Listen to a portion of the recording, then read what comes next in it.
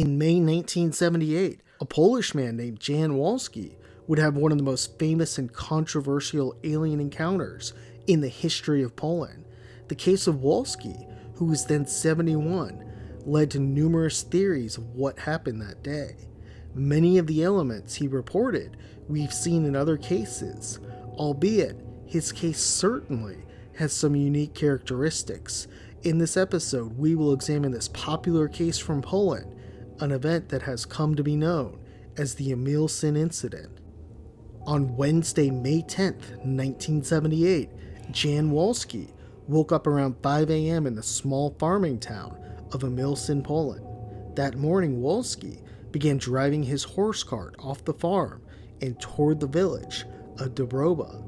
Wolski was planning on meeting with another farmer whose stallion would breed with his mare. After the breeding was done, Wolski and his horse began heading back home around 7:20 a.m. on the back roads. Soon Wolski would begin approaching an open field and would spot what he believed were two hunters up ahead around 250 feet. He and his mare advanced, and as they got closer, he would soon begin to realize these two people didn't seem to resemble men. They had a greenish tint to their faces, wore one-piece suits, and also their walk was very peculiar. As Wolski came upon the beings, he was sure now something strange was going on. His cart got closer and closer, and as they came upon the beings, they then split to the side of the road to let the cart pass. One was on one side, and the other went to the other side.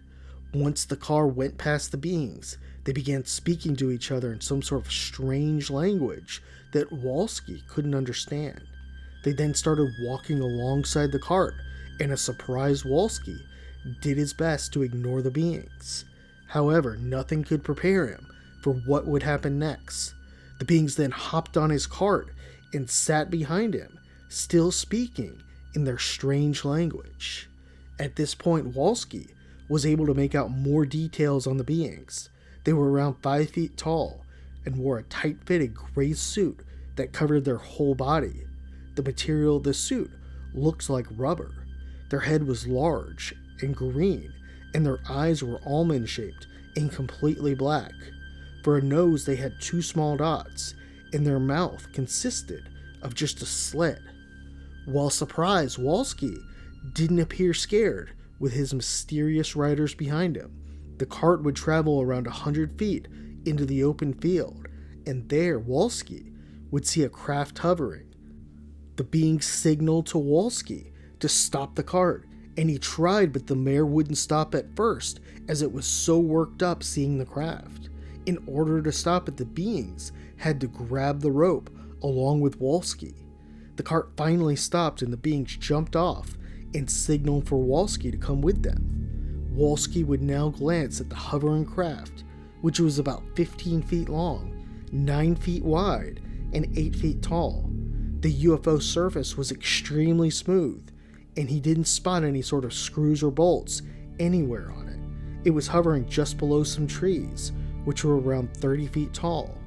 The craft was giving off some sort of whitish silver glow, but oddly the light didn't cast a shadow on the trees behind it. There were also 4 rods at the corners that appeared to be spinning. Like many other cases, Wolski would report hearing a buzzing sound from the craft. It was tough to hear from a distance, but the closer he got, the better he could hear it. Right before the door of the craft, there was some sort of elevator-like device. The platform was being held up by 4 cables, all of which were extremely thin, like fishing wire. Then the platform lowered to the ground, and one of the beings stepped onto it. The being signaled to Wolski he should do the same. One being would stay on the ground and went over to look more closely at the horse. Wolski then stepped through the door and was greeted by 2 more beings. They looked exactly like the other 2. He was inside a rectangular room with grayish black walls that were smooth and felt like glass. It was about 6 feet high and had a number of seats attached to the wall. At this point, Wolski was instructed to begin removing his clothes. As he was doing this, the being that was studying the horse came up. Wolski would strip down to his underwear and t-shirt, and then he stopped.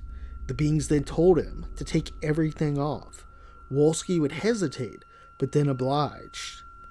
One of the beings then grabbed a circular, silver-shaped disc and began to move it over his body. Wolski believed they were doing some sort of x-ray or taking pictures of his body. They then looked inside his mouth, and that completed the exam. Wolski got dressed and was shown the way out. He went out the same way, and the platform lowered him to the ground. As he went down, the beings would watch him. Wolski would then jump on the horse cart and head home. He soon told his wife and sons, who along with the neighbors would go to the meadow. There they would see strange rectangular footprints that went about 1 inch into the soil. In addition, there were black crow feathers. Perhaps the most interesting thing that happened in this case is what Wolski reported he saw below his feet. On the floor, Wolski stated he saw crows that appeared to be alive. He saw their eyes moving, but their bodies were frozen or paralyzed. Over the years, this observation has been analyzed by many, and some believe that the crows were actually some sort of spy device or alien drones that were sent out by the beings. If so, these artificial crows would have numerous advantages, such as blending in and being able to collect information easily and without detection. That morning, Wolski wouldn't be the only individual to spot a UFO in Emilcin. Addis Popiotek and his sister, who were siblings and then ages 6 and 4, were in their backyard when they would spot something strange in the sky. Around 8 a.m., Addis would come in the house and tell his mother some sort of craft had flown over their barn. The timeline of the sighting seemed to fit with the same craft Wolski saw, as he estimated his encounter was only 12 minutes. Over the years, a number of ufologists have investigated the case. In general, some ufologists found the Wolski story to be credible, while others believe he might have been tricked. At 71 years old at the time of the event, some questioned his mental awareness, while others in the community stated Wolski had a drinking problem. Still, Wolski was found to be of sound mind by several ufologists. Over the years, though, there's been numerous theories put forth. One of the most prominent ufologists to interview Wolski was Dr. Blania Bolnar. Blania Bolnar helped popularize the case, although he wasn't well liked in UFO circles. According to Bartos's book, Dr. Blania Bolnar had an intense rivalry with ufologist Witold Warzenek. One year, the two made a side bet that hypnotist Lex Stefanski could hypnotize Warzenek and produce false memories. After the session, Stefanski was successful, and Warzenek woke up with a number of false memories. This humiliated him, and as a result, he wanted to get payback. According to Bartos's book, Warzenek decided to get his revenge by creating this story, the story around Wolski, and watching his rival run with the story and fall flat on his face. However, Dr. Blania Bolnar investigated and popularized the story so much that Warzenek wasn't able to get his revenge. While Bartos alleged to have documents supporting this story, it's not known if the documents are actually legitimate. Also, while the rivalry was surely a real thing, it seems unlikely that Warzenek would be able to pull off this hoax.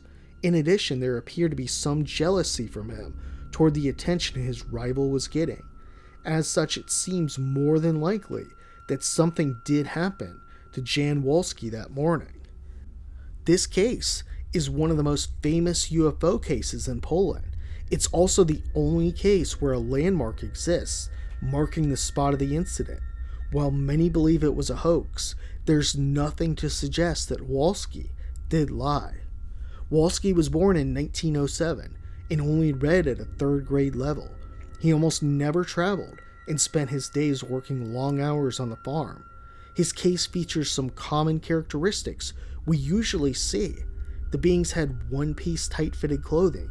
The UFO made a buzzing sound, and the beings seemed to resemble greys, although they were of course green. It's tough to imagine this man could have perpetrated this hoax, considering his busy work life and his long hours on the farm. Wolski would remain adamant about his experience up until his death.